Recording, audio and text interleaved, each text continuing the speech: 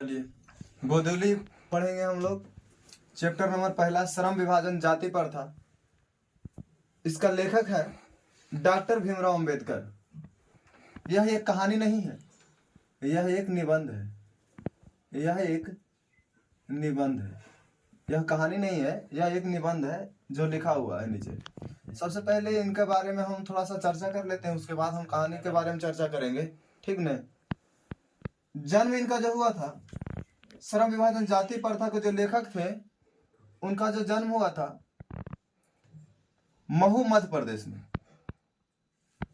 महू एक जगह के नाम है, मध्य प्रदेश राज्य हुआ।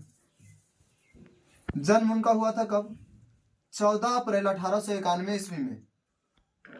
वह अपने पढ़ाई को लेकर, आप लोग भी जैसे जाते हैं पढ़ने के लिए, पटना गए, तो उसी तरीका से यह पढ़ने के लिए अमेरिका गए और इंग्लैंड भी गए थे। वकालत सीख रहे थे वहां। अपने देश में आकर वह वकालत भी की, जिसे बोलते हैं स्वदेशी वकालत। यह अपने जीवन में 3 व्यक्ति को ज्यादा मानते थे। एक थे बुद्ध भगवान, दूसरा ज्योतिबा फुले, तीसरा कबीर। 3 व्यक्ति को जो है प्रमुख व्यक्ति मानते थे। इनको ज्यादा समझते थे, ज्यादा अच्छा समझते थे। बुद्ध भगवान के, ज्योतिबा फुले के और कबीरदास के। इनके और नाम, जैसे इन्होंने संविधान का जन्म दिया तो संविधान जनक भी कहते हैं इसको। संविधान बनाया तो संविधान निर्माता भी कहते हैं। और फिर बाबा साहेब भी इन्हीं को कहा जाता है, भीमराव अंबेडकर को। जैसे हम लोग बोलते हैं बाबा साहेब भीमराव अंबेडकर की जय। कुछ बुकें भी लिखे इन्होंने, जिनमें से प्रमुख बुक के 2-4 बुक है, उनके बारे में हम चर्चा कर देते हैं। The castes in India, the castes in India. जैसी कास्ट के बारे में चर्चा हो एग्जाम में, आप हमेशा भीमराव अंबेडकर को मारिएगा, सही होगा। देयर मैकेनिज्म, ये सबसे इंपॉर्टेंट बुक है, देयर मैकेनिज्म। फिर बुद्धा एंड हिज। बुद्धा इसलिए बोलता है क्या कि बुद्ध भगवान को ज्यादा मानते थे, इससे रिलेटेड कुछ बुक लिखे थे, इसलिए बुद्धा एंड हिज। फिर है annihilation of caste, annihilation of caste. इनमें से ये भी बुक है। सबसे इंपॉर्टेंट ये वाला है, सबसे इंपॉर्टेंट ये वाला है। द कास्टेस ऑफ मैकेनिज्म भी बोलते हैं इसको, द कास्टेस ऑफ इंडिया भी है, देयर मैकेनिज्म। इसका अनुवाद जो किया था ललई सिंह यादव, जो अनुवाद लिखे हैं, इनका अनुवाद जो किया था ललई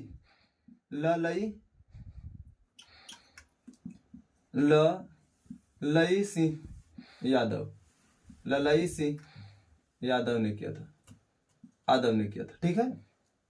ललई सिंह यादव ने किया था। पूछेगा कि श्रम विभाजन जाति प्रथा कितने खंड में बांटे हुए हैं, तो 21 खंड में बांटे गए। कितने खंड में? 21 खंड में बांटे गए, 21 खंड में, ठीक है।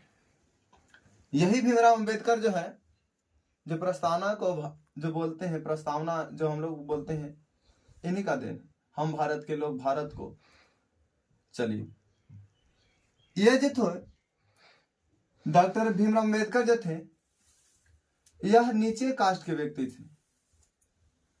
जैसे दलित परिवार जिसको बोलते हैं, यह जो थे दलित परिवार के व्यक्ति थे, दलित परिवार। उसमें भी रविदास थे। देखिए, इनका मृत्यु जो हुआ था 6 दिसंबर 1956 में। ये लिख दी हम, चला गया चांद कहां। जैसे हम लोग स्टेटस लगाते हैं, अब हाल फिलहाल में कुछ होता है लगाइए देते ये बात हम लोग, तो इसलिए हम लोग अभी नया पढ़ रहे हैं तो ये लगा दिए, चला गया चांद कहां। चलिए एक बार इसको फिर से रिवीजन कर देते हैं। श्रम विभाजन जाति प्रथा के लेखक डॉक्टर भीमराव अंबेडकर, जो कि कहानी नहीं है, यह एक निबंध है। श्रम विभाजन जाति प्रथा एक निबंध है, जिनका जन्म हुआ था, डॉक्टर भीमराव अंबेडकर का जन्म हुआ था 14 अप्रैल 1891 ईस्वी में। महू कौन सा राज्य के अंतर्गत है? मध्य प्रदेश। यह दलित परिवार से बिलोंग करते थे।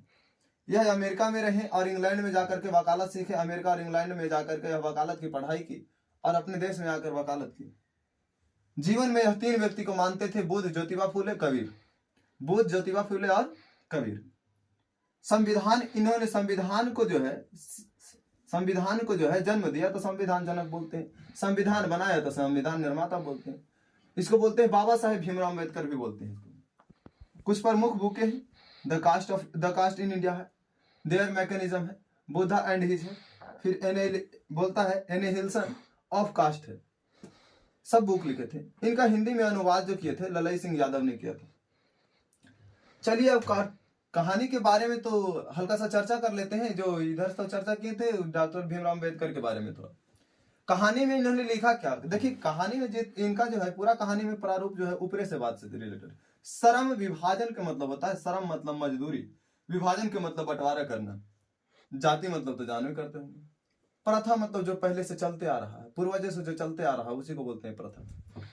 चलिए एक फिगर के माध्यम से हम लोग समझते हैं कि अगर ये मान के चलते हैं डॉक्टर भीमराव अम्बेडकर जी हैं, ये डॉक्टर भीमराव अम्बेडकर जी हैं, ठीक है, भीमराव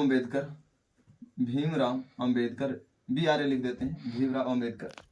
और इधर कुछ व्यक्ति जो है जो कि आज भी आप लोग को मिलेगा गांव में जाति उति में बांटे वाले व्यक्ति, इधर कुछ व्यक्ति जो है जो आज भी आपको मिलेगा गांव में, ठीक है। देखिए तो इसमें जो है ये सब व्यक्ति जो है जातिवाद को मानते हैं, लेकिन डॉक्टर भीमराव अम्बेडकर जातिवाद को नहीं मानते थे।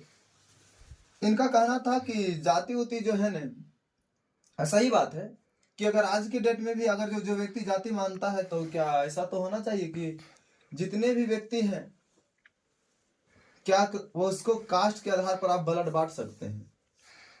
तो बोलिएगा आपका जवाब आएगा नहीं। तो फिर हम किस आधार पर जाति को बांटते हैं ये भी नहीं पता चला अभी तक। डॉक्टर भीमराव अम्बेडकर का कहना था कि देखिए कास्ट के आधार पर किसी व्यक्ति को नहीं बांटना चाहिए, अगर वहां तक बांटे तो ठीक है, लेकिन आप जो बांट रहे हैं श्रम के आधार पर बांट रहे हैं। तो इसमें जो है श्रम के आधार पर बांटे का मतलब क्या होगा कि जैसे वो काम के आधार पर बांट देते थे कि अगर कोई जाति है रविदास टाइप के हुआ, जैसे अपने जाति से लेते हैं तो वो मोची के काम कर रहा, तो जरूरी नहीं है कि सभी व्यक्ति उनका जो संतान होगा वो भी मोची के काम करेगा। अगर कोई मान के चलते यादव है तो जरूरी नहीं है कि किसान करेगा, कोई और जाति है तो जरूरी नहीं है वह उसका जो पूर्वज कर रहा था वही काम करेगा। ये किनका कथन था? डॉक्टर भीमराव अम्बेडकर का। इन लोग के क्या कहना था कि भला ऐसे नहीं होगा तो फिर जो है मोची के काम कौन करेगा? नली साफ होता है, नली साफ करने का काम कौन करेगा?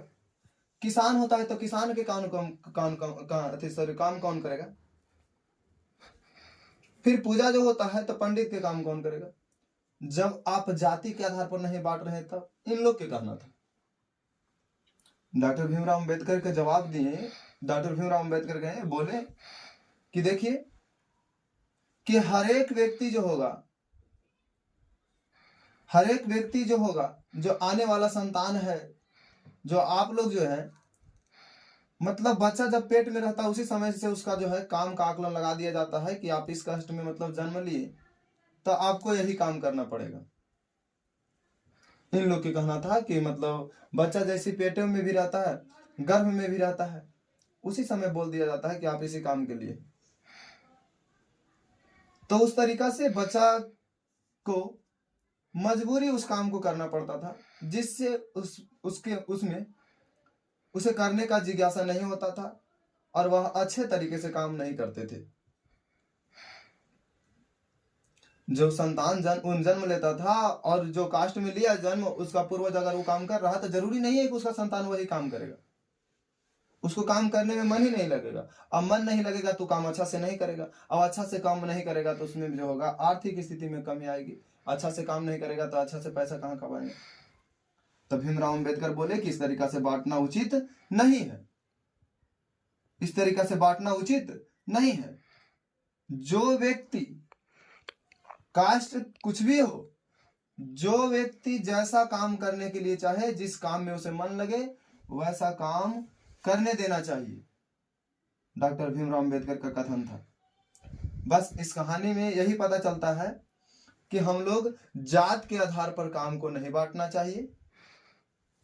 जात कोई भी हो, काम, जो काम में उसे अच्छा लगे वही काम करना चाहिए।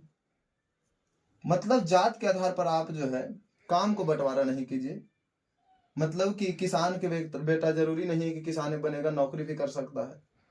बिजनेसमैन के बेटा जरूरी नहीं है बिजनेस करेगा, नौकरी भी कर सकता है। उसी तरीका से भीमराव अम्बेडकर कहें कि जो व्यक्ति को जो काम में इच्छा लगे, जिस काम के लिए वह जिज्ञासा है उसके पास, वही काम करने देना चाहिए, ताकि वह काम वह जो है अच्छे से कर सके। तो इस कहानी से हमें यही पता चलता है कि पूरी मोटा मोटी बात यह है कि पहले के कुछ व्यक्ति थे जो जाति के आधार पर काम बांटते थे, और उसी में भीमराव अम्बेडकर बोले कि भला ऐसा नहीं होना चाहिए। जो व्यक्ति को जैसा जिज्ञासा रहे, जैसा काम करने के लिए चाहे, जिसमें उन्हें अच्छा लालसा हो, जिसमें वो अच्छे मन से काम कर सके, वैसा काम करना चाहिए। डॉक्टर भीमराव अम्बेडकर कहें दबाव से कोई काम नहीं करना चाहिए। कास्ट कौन हो, काम कौन हो, सब कुछ करेगा। कौन कहे थे? डॉक्टर भीमराव अम्बेडकर। तो इसीलिए जो है इनका नाम पड़ा श्रम विभाजन जाति पर था, जो कि एक निबंध के रूप में लिखे हैं उन्होंने।